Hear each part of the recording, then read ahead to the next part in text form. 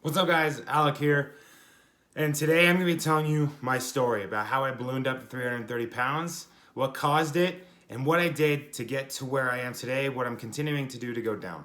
This is going to be totally uncut, so you're not going to see any cuts, so if I start to go off on a tangent or if I have to backtrack a couple of words, I apologize. I just want this to be as raw as possible, so let's get right into it. When I was younger, actually, I played a lot of sports. I was big into baseball and I was big into soccer. I played soccer for about 9 years and I played baseball for about 6 before I decided to quit. Once we moved to Utah, when I was 12 years old, it was very difficult for me. I didn't have any friends. I was thrown into fifth grade. I was 11, or I think I was actually 11. I was going into fifth grade, and the only thing that I had brought with me actually was my love of video games and soccer and baseball. But I was too scared to come and play soccer or baseball out here because I didn't know anybody. Because back in Missouri where I used to live, I would play these sports with my friends and my peers that I grew up around with. So when I came here, all I did was just game, game, and game. This was when Halo 2 and Halo 3 had come out and it was very popular. I'll never forget, for Christmas I got an Xbox 360 and Halo 3, and this is where my competitive gaming life started, and with Halo 3. So in Halo 3 I immediately got heavily into it. I put in hours and hours a day and got very good at it, got to the top 2 or 3% of all players in the world. And that eventually transferred over into Call of Duty 4, which was a gift for me from my parents for getting the high honor roll when I was in 7th or 8th grade, I believe. So immediately I, boom, addicted, fell in love. And I'll never forget, I was in a public match and a guy on the other team told me before the game, he said, "Hey, if we beat you, you have to join our team." And I'm 13 or 14 or however old I was. So I tried as hard as I could that game. I'll never forget this. And we lost by 1 point. And I held true to my word. I joined his team. We were very bad, but it got me into more of the actual competitive atmosphere of gaming. And I fell in love immediately. We didn't win a game for a very long time, but I just wanted to be better than everybody that I was going up against. I didn't care who was on the other side of their screen. I didn't care who was on the other side of the fight that I was going into. I was going to win. So this, eventually, all my teammates at that point had stopped playing because of our poor results, but I was like, no, I'm going to keep going. And I then started to invest more and more time into the game and less into my fitness, my health, and my schooling. So over the next couple of years, I just kept playing and playing and playing and started to gain more and more recognition from players around the community. Once Black Ops 1 came out, I actually started taking it very seriously, where I would wake up before school, about an hour before school, and play just to keep my reaction times on point. I'd go to school, and then I would come back from school, and I would play until bed. So 3:30 until about 11 o'clock at night, I would play straight. And through my games and my scrimmages on the various teams that I was on, I would snack here and there. Now, this really was amped up when Black Ops 2 came out, which was my best game, and I actually signed my first semi-professional contract. I was making a lot of money for a 15-year-old, 16-year-old kid, and I was very excited. But the contract stipulated that I could be dropped at any point, given if the owner of the team didn't want me anymore for underperformance issues or attitude issues. I've never had an issue with an attitude. I've always come to work with a smile, and I've always been one to work harder than everybody else, especially for something that I have a passion with. And the second I signed that contract and was given free stuff, I wanted it, and I was going to go get it. So this demanded more hours and more intense time and more times being stressed because I'm trying to become better so I don't have to worry about my spot on my team. Because of this, I ended up waking up 2 hours earlier before school every day, and I'd get home from school at about 3 because now I was in high school as a freshman, and I would play until 11:30 midnight at night every single night. Now, because of the increased stress that I was underneath, before going to events, traveling across the country, playing against these intense teams and these intense matches where everything is being extremely overanalyzed, and through time of, watching the film, the hours of overanalyzing and critiquing every little mistake and good thing that we did during the games, I would stress eat a lot. I love my parents to death. They're my favorite people in the entire world. I owe them everything I have. But my parents just always kept the junk food in the house because that's what they like to eat, and that's what I like to eat. So in between scrim sets or in between matches or while watching film, I would just be eating Hot Pockets, pizza rolls, bagel bites, ramen, cereal, ice cream, donuts, you name it. If it was in the house, I was eating it. Not just eating it, but I was eating all of it. I can't emphasize that enough. I was just constantly eating. 5, 7, 8,000 calories a day minimum is what I was consuming with zero physical activity levels. So I was just being extremely sedentary.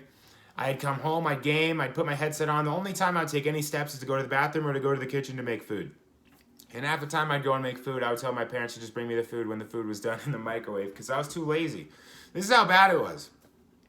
Now, August 24th, 2012 rolls around, and I am woken up by two grown men kicking my bed, telling me to give them my phone, put a shirt on, put my hands behind my back. So I get up and I do that. I comply and I go outside and they take me away. They take me to a boarding school. Now, at the boarding school, I should give you a little bit of context information as to why I was sent to boarding school. I was sent to boarding school because I was extremely disrespectful when I was younger, and I was dealing with a lot of mental illness as well.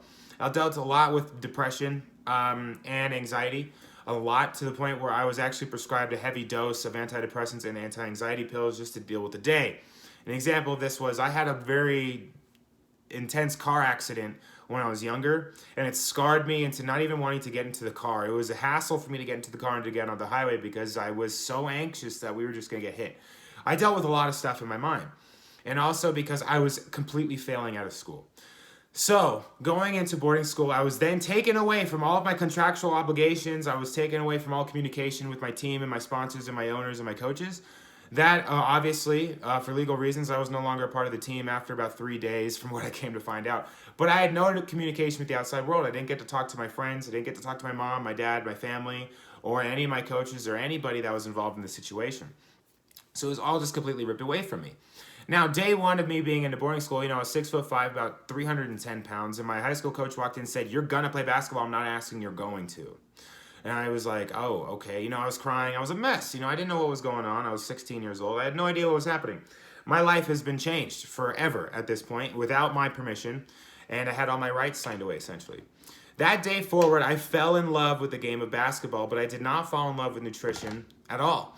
I still ate whatever I wanted. Granted, at the boarding school, I was working out every single day doing basketball practice, and they had me eating less than normal because I would always go back for thirds and fourths in terms of portions for meals.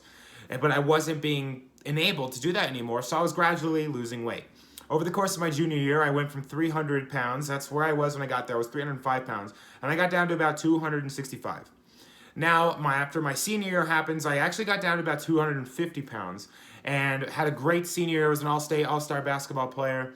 I had some offers, but I didn't want to take it very seriously, excuse me.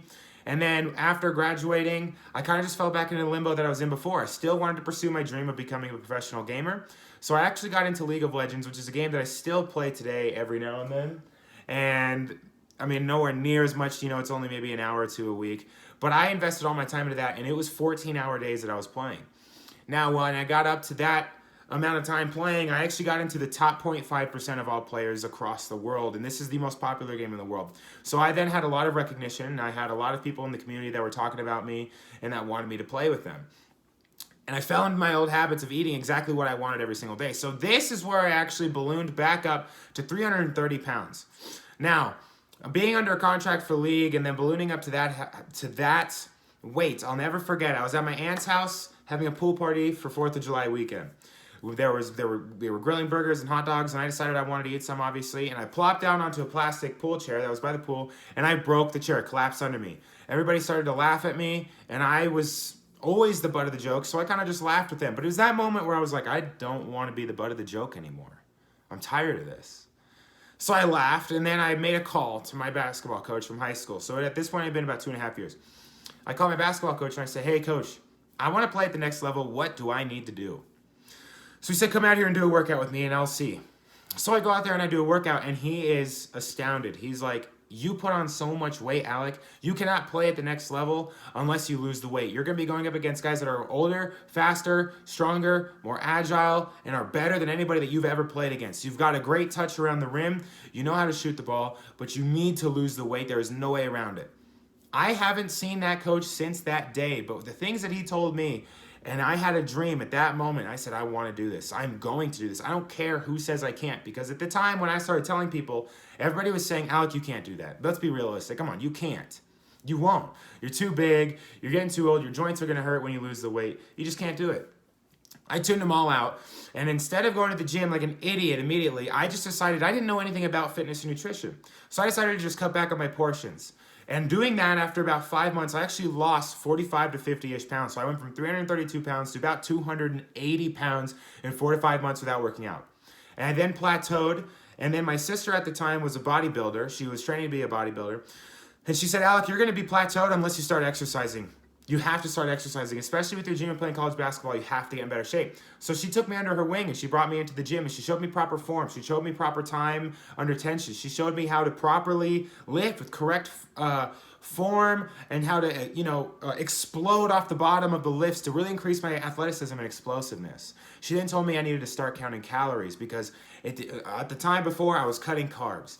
I was eating all fats. I was kind of doing keto, but it kind of wasn't doing keto. I wasn't eating any vegetables or fruits. I was just eating low carb, very low calorie foods. Then one day I was at a basketball workout with a trainer of mine, a buddy of mine named Thurl Bailey, played in the NBA for 17 years. I'm still a great friend of his. I talk to him all the time. I went to a workout that he recommended I go to, and I met my roommate now, Dante, as some of you may know. Dante and I immediately hit it off that day. We had never met before. And we decided we were going to meet every single day at the local community college and work out for basketball because we both wanted to play college ball.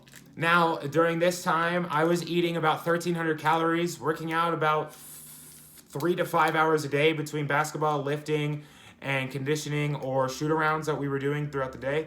And I was only sleeping about 4 hours a night. I just couldn't sleep. I was having a lot of sleep issues. Yes, I did lose weight, and then one day Dante told me, Alec, you are ruining your body. You need to start eating more. So when I started eating more, I actually gained a lot more of it back because my body, I destroyed my metabolism and I wasn't used to eating so much. Fast forward doing this, and finally after months and months, about a year of correcting my metabolism, I then was back on the good track of being at about 230 pounds, so down about 100. Dante and I then signed our letters of intent to go play college basketball together, where I then got into this mentality of, I'm working out 3 hours a day playing basketball. I can eat whatever I want. So I actually gained about 10 pounds, went from about 230 to about 240 for my whole first year of college basketball. And I plateaued there because my body was comfortable with it. I was eating pizza, I was eating ice cream every day, I was eating bagels with cream cheese, and I was working out a lot, so it was balancing out. And I wasn't taking it serious. My nutrition was garbage, so my physique was garbage. Yes, I was getting stronger, but I wasn't looking any stronger. I wasn't getting any faster. After I left that college after my first year, I had 1 month before I had to go out to California for training camp and begin for my second year of college basketball out in San Diego. So I went out into San Diego, and that's where I met our trainer, our strength coach, and our nutritionist. And I had very many deep conversations with these guys, and they basically told me, listen, you're going to stay plateaued here. It doesn't matter how much you work out. Unless you fix what you're eating. You need to start counting your calories. The laws of thermodynamics were explained to me in the sense that literally you cannot gain weight unless you're in a caloric surplus, and you cannot lose weight unless you're in a caloric deficit. Those words really resonated with me. I had been in a plateau for about 13 months at this point of between 230 and 240. After that they explained that to me, I started taking it very, very seriously, my nutrition especially. And I continued to improve on the floor, on the court. I was getting better. Granted, I had a lot of injuries that I was experiencing. I sprained both my ankles multiple times. I sprained my big toe, which put me out for weeks. I almost ruptured my Achilles, and I partially tore my meniscus. This is when I was forced to come home because financially I couldn't do it anymore and I was out for the season. So I came home and I started to focus directly more on my nutrition and my fitness. And this is where then I broke and smashed through the plateau. And I am now 202 pounds as of yesterday morning. Down 130 pounds. I love the things that I eat. I love eating the food that I eat every single day, eating low-calorie dense foods that are high in protein and fiber. I love it. I don't fear carbs. I eat a lot of carbs, you guys. You guys don't understand. But I continue to lose weight at a healthy pace, and I continue to put on muscle at a healthy pace as well. Guys, I've been everywhere that you are. I've fallen for the fad diets. I've believed the lies. I have believed everything. I've tried it all. Through trial and error, I have figured out what works for everybody. You cannot break the laws of thermodynamics. If you want to get to your dream body, the time is right now. Don't wait till tomorrow. Don't wait till next week. AlecFitness.com for my coaching plans. Some of my plans are still on sale. I don't know for how much longer. Honestly, I'm just too lazy to change it at this point. So some of my plans are still on sale. Go ahead and check them out. Subscribe, like, and comment down below. What is your story and what is your goal? I want to hear these things. Check out my TikTok if you're not already from TikTok at Alec Fitness. And follow me on Instagram for motivation and more lifestyle and progress photos and transformation photos at AlecFitness_. Thank you guys so much for tuning in. AlecFitness.com for coaching plans again. Love each and every one of you. Thank you so much. Have a blessed day.